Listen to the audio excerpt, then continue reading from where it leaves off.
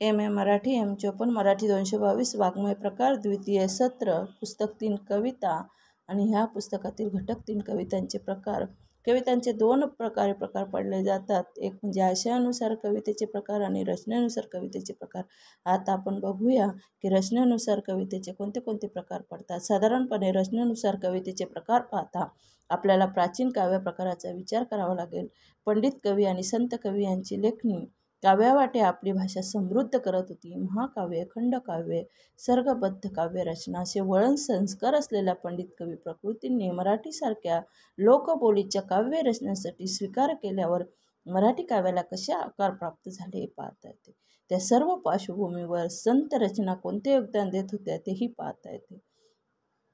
रचल्या गेलेल्या पदबंधामध्ये सामावलेले गीतेचे अंगही विचारात घ्यावे लागते. पद आणि संगीत यांची भारतीय काव्य परंपरेत घनिष्ठ संबंध आढळतो. संगीताकडून काव्याला घाट प्राप्त होत असे. संतांच्या मुखातून बाहेर पडलेली वाणी समाजात तळागाळापर्यंत पोचली ती त्यामधील संगतीमुळे. अक्षरे लिखित रूपात येण्यापूर्वी स्वरांच्या मदतीनेच ती बांधली जात असावी, कारण त्यांच्या मनावर एक आकार तर ठसवायला हवा. दृक माध्यम पूर्व काळात श्रुती माध्यम जेव्हा सक्रियपणे कार्यरत होते तेव्हा गीता या घटकाची निकड मोठी बनते. ओवी, अभंग, आरत्या, भूपाळ्या इत्यादी याची उदाहरणे होत. वर उल्लेखित प्राचीन काव्य प्रकाराची आपण मागील अभ्यासक्रमात ओळख करून घेतलेली आहेच. ज्ञानेश्वरांची ओवी, नामदेवांच्या आरत्या, वामनांचा श्लोक, एकनाथांचे भारुड व गवळणी, तुकारामांचा अभंग, अनंत फंदींचा फटका, होणाजी रामजोशींचे पोवाडे आणि लावण्या इत्यादी विविध पदरचनांचे प्रकार आपण अभ्यासलेले आहेत. हे सर्व काव्य प्रकार सादरीकरण या लक्ष्यातून अस्तित्वात येते आणि प्राचीन वाङ्मयात रूढ असलेले पद्य प्रकार हे लोकपरंपरांच्या मौखिक आणि शिष्ट संस्कृत लिखित परंपरा दोन्ही प्रवाहातून चालत आलेले दिसतात. शिष्ट परंपराच्या सहवासातून संस्कृत काव्यातील अक्षरगुण वृत्ते व मात्रावृत्ते काव्यातही प्रविष्ट झाली. त्याचप्रमाणे प्राकृत आणि लोकसाहित्याच्या संपर्कातून काही पदबंध मराठीत आले.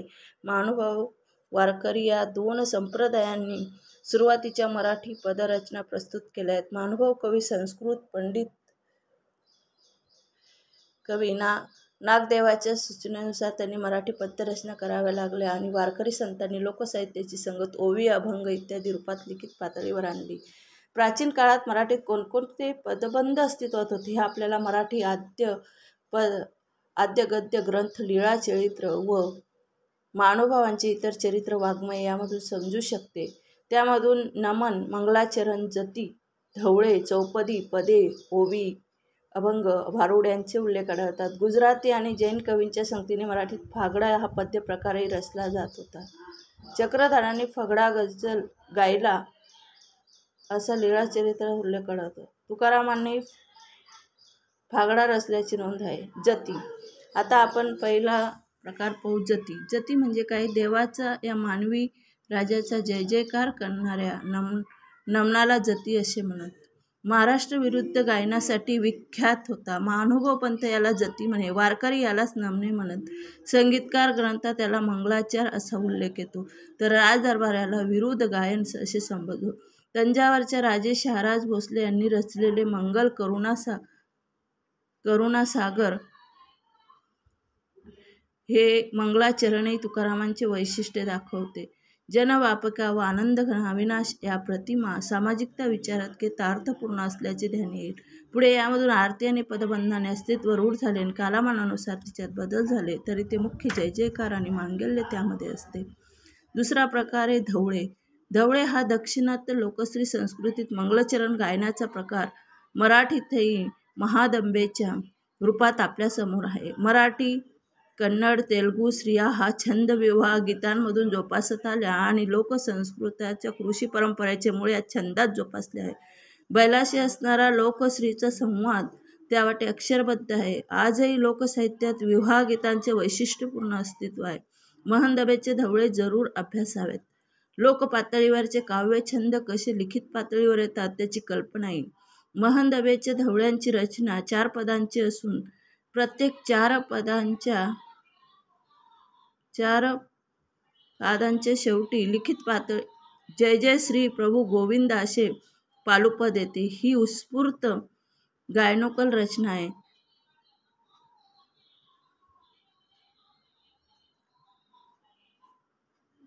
कृष्णाच्या रूपावर मोहित झालेली रुक्मिणी आणि रुक्मिणीमय झालेली महदंबा या रचनेवाटे आजही ताजे आहे. स्त्रीला आपल्या प्रिय पुरुषाची असणारी ओढ येथे महदंबा आविष्कृत करते. तिसरा प्रकार आहे श्रोते. संस्कृत वाङ्मयावर पोचलेले भास्कर नरेंद्रसारखे कवी संस्कृत भाषेतील स्रोतदिकांचा घाट मराठीत प्रस्तुत करत होते. मराठी स्रोत महात्म्य रचना भक्तिभावमय आहेत. नरेंद्रापासून तर मोरोपर्यंत स्रोत लेखन मोठ्या प्रमाणात पुढे आले. कोणतेही स्रोत एखाद्या देवाची स्तुती करणारे असते. देवाचे सामर्थ्य, त्याचा महिमा अनेकदा उदाहरणासह सांगितलेला असतो. स्रोताचे नित्यपठन केल्याने पठणकर्त्याचा काय फायदा होईल हे सांगता येत नाही. भीमरूपी स्तोत्र. रामदासकृत मारुतीचे भीमरूप स्तोत्र अनुष्टुप वृत्तात असलेले दिसते. चौपदी. चौथा प्रकार आहे चौपदी. वास्तविक चौपदी हा छंद सिद्ध व नाथ वाङ्मयात रूढ होता. चक्रधरांनी एक चौपदी गायली होती. त्यांचे 95 पाचे जैन हो धावती आणा आणि स्थानी उन्मती करणे निज मुनी लीन ते मारिले निजस्थान. आद्य चौपदी रचनाकार दामोदर पंडिताने 60 चौपद्या रचल्याचा उल्लेख आढळतो. त्यापैकी 35 मराठीत तर बाकी हिंदीत आहेत. पाचवा प्रकार आहे ओवी. ओवी हा प्राचीन काळापासून चालत आलेला लोकपरंपरेत श्री उदयान जोपासलेला आणखी एक गेय छंद. प्राचीन काळात मोठ्या प्रमाणात हा छंद वापरात होता. लोककाळात ओवी रूढ आहे. 12व्या शतकात मानसोल्लाम या ग्रंथात सोमेश्वर महाराष्ट्रातील ओवी हा प्रबंध गायकीचा एक प्रकार म्हणून उल्लेख करतो. तिच्या गेयतेच्या वैशिष्ट्यामुळेच ग्रंथात सोमेश्वर महाराष्ट्रातील ओवी हा प्रबंध गायकीचा तिच्या गेयतेच्या वैशिष्ट्यामुळेच प्राचीन कवी ती अनुसरतात. आपली ओवी गाणीव हे वैशिष्ट्य राखते असे ज्ञानेश्वरही नोंदवतात. ओवी हा छंद सामर्थ्याने प्रस्तुत करतात.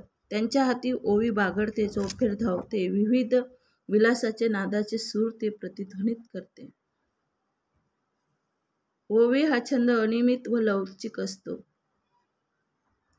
जुन्या लोकगीतामध्ये आढळणारी ओवी 3 चरणी असते. ज्ञानेश्वरांची 3.5 चरणाची असते. एकनाथांची 4.5 चरणांची असते. मुक्तेश्वर रामदास यांनी ओवी सामर्थ्याने उपयोजली. आणि आधुनिक काळात बाशी मर्ढेकर, विदा करंदीकर यासारखे कवी ओवी छंदात कविता लिहितात. साधारणपणे ओवी 4 चरणाची असते. पहिल्या 3 चरणाच्या शेवटी यमक जोडलेले असते आणि चौथा चरण लहान असेल तर त्याला 3.5 चरणाची ओवी असे म्हणतात. पसायधन हे त्याचे स्पष्ट उदाहरण होत. ओवी छंद कमेलीचा लवचिक असतो आणि कालामानानुसार त्यात 3, 3.5, 4 चरण असे बदल झाले असे आपण म्हणतो. ज्ञानेश्वरांच्या ओळीकडे पाहिले तर आपलेच म्हणणे आपल्याला गोंधळात टाकते. नंतरचा 6वा प्रकार आहे अभंग. अभंग हा ओवीप्रमाणेच अत्यंत लोकप्रिय काव्यप्रकार आहे. ओवीचे जुळे भावंड वाटावा असा हा काव्य छंद. ओवी आणि अभंग यामध्ये दासोपंतांसारख्या ग्रंथकाराची गल्लत झाली होती. ओवी आणि अभंग यांच्या सीमारेषा अगदी धूसर आहेत. संगीत हा घटक लक्षात घेतला तर ओवी अभंग यामधील फरक लक्षात येतो. अभंग तालगेयता धारण करतो तर ओवी स्वरगेय रूप आपलेसे करते.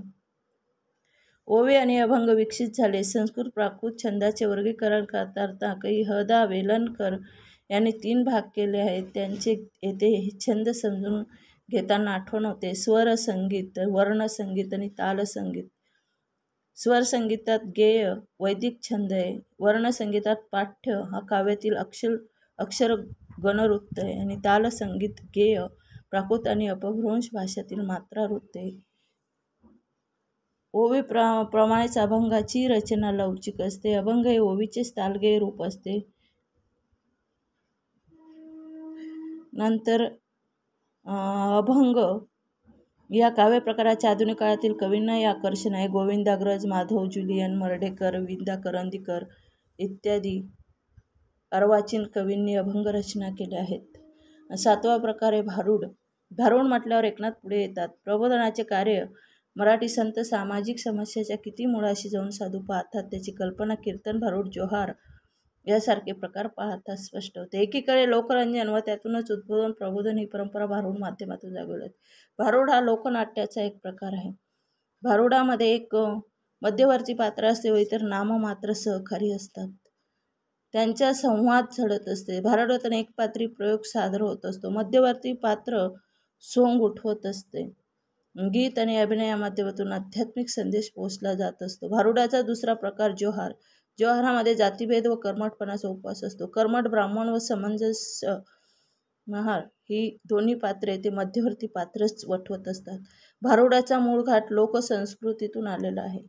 त्याची मुळे शोधताना गोंधळी परंपरा पाहिली जाते. गोंधळी यांच्याप्रमाणेच भराडी ही जात कुलाचार म्हणून भरड घालत असते. हे लोक नाथपंथाचे अनुयायी असतात. या धार्मिक प्रसंगी हे लोक जागर घालत असतात. गोंधळाचे आख्यान देवी महात्म्य सांगते, पण भराडीच्या भारुडाला आख्यानाला विषयाचे बंधन नसते. या संतांनी या रचनामध्ये भटक्या जमातीचा व त्यांच्या गायन कलेचा अंतर्भाव केला आहे. भारुड हा एक विलक्षण प्रकार आहे. तो गद्य पद्य मिश्रित असतो. दंडीने काव्याचे 3 प्रकार सांगितले, गद्य, पद्य आणि मिश्र. भारुड हा मिश्र काव्याचा प्रकार. भारुड हे रूपक या कथेत बसते. वारकरी संप्रदायात हा प्रकार उपदेश व रूपके या सदरात मोडतो. दुःखी कष्टी लोकांना आनंद व हितोपदेश देणे हा भरताच्या नाट्याच्या व्याख्येनुसार भारुड हे नाट्य असते असे म्हणता येईल. हा रचना प्रकार दृश्य काव्यात्मक प्रकार असतो.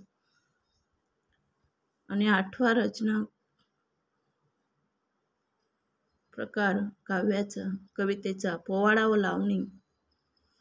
मराठ्यांच्या इतिहासाची काव्यमय पर्वणी म्हणजे पोवाडा. दासबोधात कडक ह्या एक गीत प्रकाराचा उल्लेख आढळतो. शाहीर अगिनदास ज्याने सर्वात जुना पोवाडा अफजल खानाचा वध गायला त्याने आपण कडाका गायला असे म्हटले. छंद, कटाव, कटिबंध अशी विविध नावे त्यासाठी आढळतात. हे छंद कथा सांगण्यास अनुकूल असल्यामुळे कथा सांगणाऱ्या काव्यात त्यांना महत्त्व मिळाले. पोवाडा दृश्य व श्राव्य या दोन्हींचा समन्वय साधतो. त्यामुळे त्याचे मूळ चंपू काव्यात पाहण्याची एक दिशा राजवाडे देतात. पुन्हा उठला तो वाज वदे राया प्रतिकाच, कशी वाटेला राज तत्व सांडियेले आज, तुला म्हणत होते सुरसुर मानव शिरताच, कसा भूत अलाशी मोह धरुणी, ज्ञान हरुणी, बुद्धी सारुणी, दोष वरुळे झालेशी भ्रष्ट असे धावले कथन. उद्बोधन येथे असते. अशा प्रकारचे कथाकथन व भावविष्कार यांची सुंदर जोडणी आपण येथे पाहतो. शायरी कवितेत पोवाडा, लावणी यांच्याबरोबर कटाव अथवा कटिबंध, फटका, भेदिक, सवाल जवाब इत्यादी काव्यप्रकार आहेत.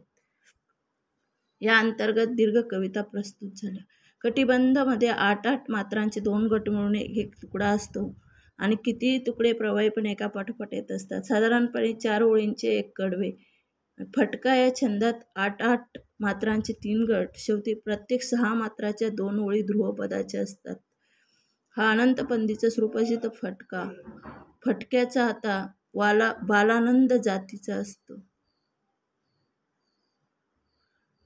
माय बापावर रुसू नको,